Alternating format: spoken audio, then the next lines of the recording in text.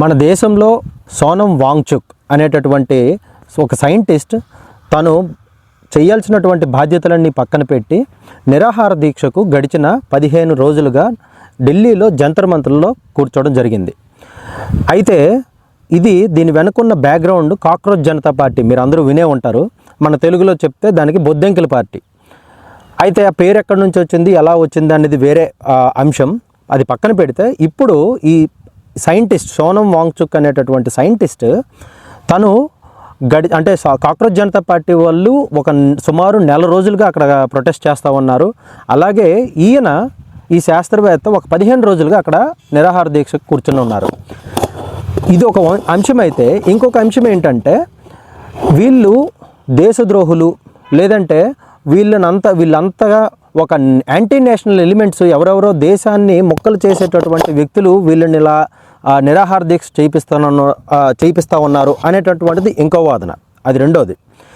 ఇంకో మూడో అంశం ఏంటంటే ఇదంతటికి కారణం, ఈ ఆదిబిందువు ఏంటంటే మన దేశంలో అత్యంత బిగ్గెస్ట్ స్కామ్ సోఫార్, అంటే ఇప్పటి వరకు జరగనటువంటి బిగ్గెస్ట్ స్కామ్ ఏంటంటే ఇదే.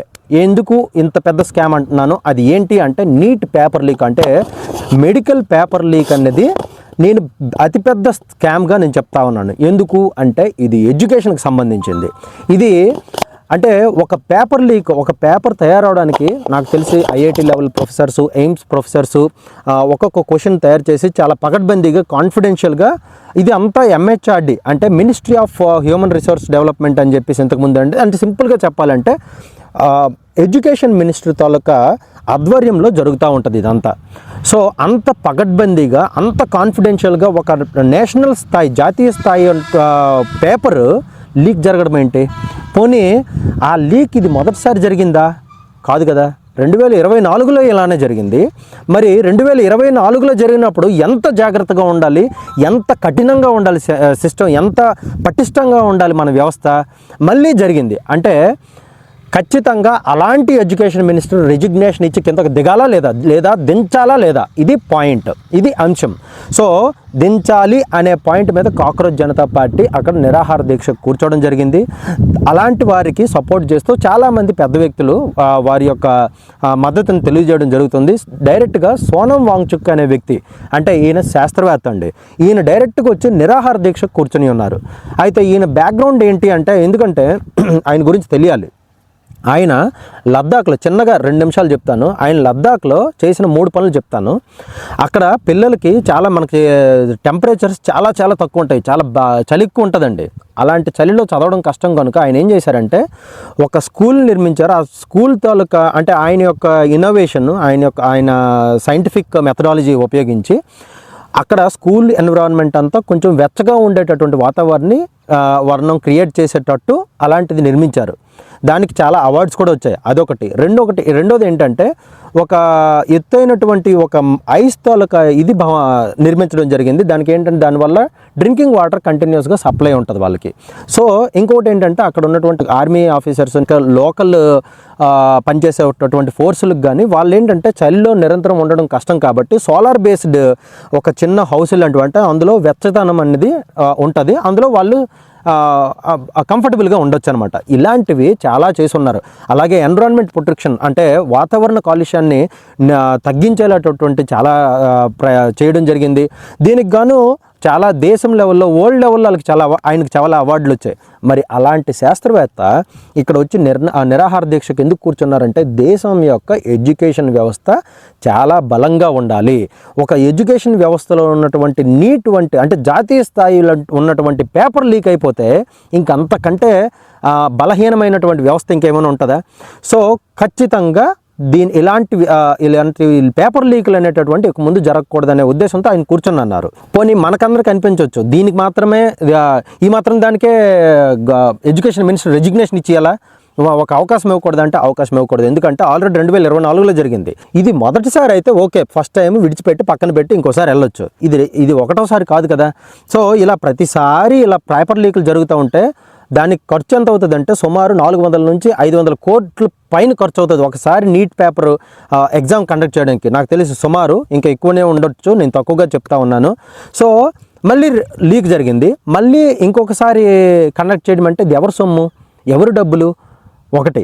రెండో పాయింట్ ఏంటంటే మొదటిసారి ఎంతో, ఎందుకంటే కొన్ని లక్షల మంది ఎగ్జామ్లు రాస్తూ ఉంటారు, అందరూ అంతే బలంగా మనసులు బలంగా ఉండవండి విద్యార్థులవి. 12 నుంచి 18 మంది సూసైడ్ చేసుకుని చనిపోయినారు.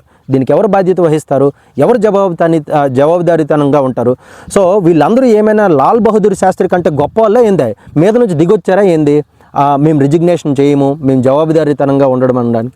సో ఖచ్చితంగా మన దేశపు పునాదులు ఏంటంటే మన జవాబుదారీతనం ఫస్ట్, దాని తర్వాతే ఏదైనా, పారదర్శకత ముందు, దాని తర్వాతే ఏదైనా.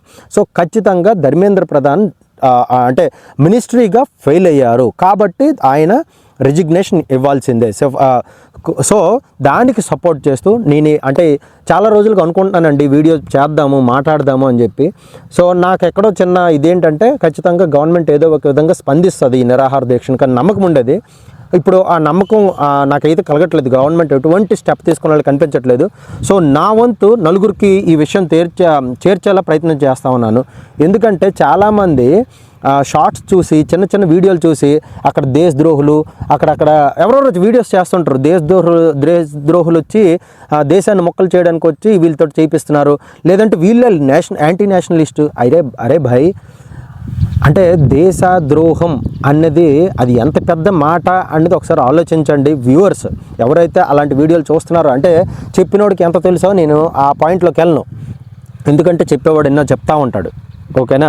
సో మనం ఆ అంశం, వాళ్ళ పేర్లు ఏదైతే వస్తున్నాయో మన దగ్గరికి, పలానా వ్యక్తి దేశద్రోహి, వీళ్ళని కలిశాడు అంటే వాళ్ళ బ్యాక్గ్రౌండ్ చదవండి. ఒక్క వినడమే కాకుండా, అంటే వింటే ఓకే అవగాహన వస్తుంది, చదివితే జ్ఞానం వస్తుంది కదా, కొంచెం మనకు తెలుస్తుంది ఆ వ్యక్తి గురించి.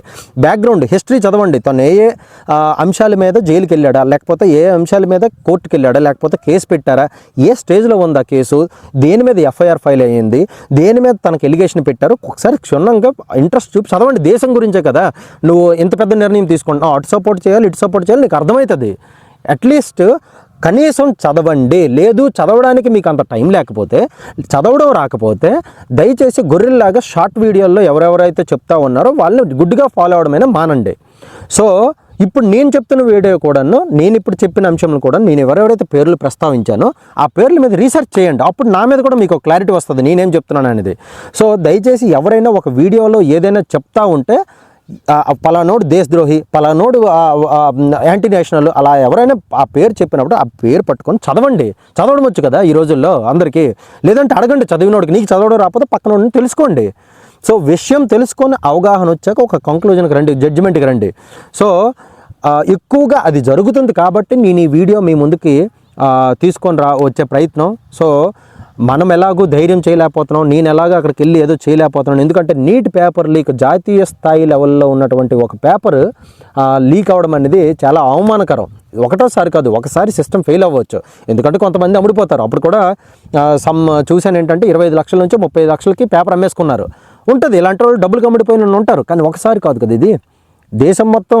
అంటే ఇండివిజువల్గా ప్రతి స్టేట్ మెడికల్ పేపర్లు, మెడికల్ ఎగ్జామ్లు ఇంతకుముందు కండక్ట్ చేసుకుండేవి, అలా కాదు కదా, నీటి మీద డిపెండెంట్. సో అంటే ఎలా ఉండాలి, అది ఎంత కఠినంగా ఉండాలి, ఎంత పటిష్టంగా ఉండాలి ఆ వ్యవస్థ. సో ఖచ్చితంగా ఆ పటిష్టత కోసం ఫైట్ చేయాల్సిందే. అండ్ ఎడ్యుకేషన్ మినిస్టర్ ఎవరైతే ఉన్నారో ఆయన జవాబుదారీతనంగా ఉండాల్సిందే. సో అభిజిత్ దీప్కే ఈ కాక్రోచ్ జనతా పార్టీ మంచి సమాధానం చెప్తాడు. ఒకరు అడుగుతారు, ఆయన రిజిగ్నేషన్ ఇచ్చేస్తే ప్రాబ్లం సాల్వ్ అయిపోతాయా అంటే, సాల్వ్ అవుతాయి. ఎందుకంటే ఒకరిని గద్దె దించితే మిగతా వాళ్ళైనా సెటరేట్ అవుతారు. లేదా నెక్స్ట్ వచ్చే ఎడ్యుకేషన్ మినిస్టర్కి అయినా ఆ జవాబుదారీతనం, ఆ భయం ఉంటుంది. సో దయచేసి ఈ వీడియో మీకు నచ్చితే నలుగురికి షేర్ చేయమని కాదు, అంటే ఇక్కడ నా పాయింట్ యూట్యూబ్ వీడియోలు అంటే షేర్ అవ్వడం కాదు, ఈ పాయింట్నైనా నలుగురితో మాట్లాడండి.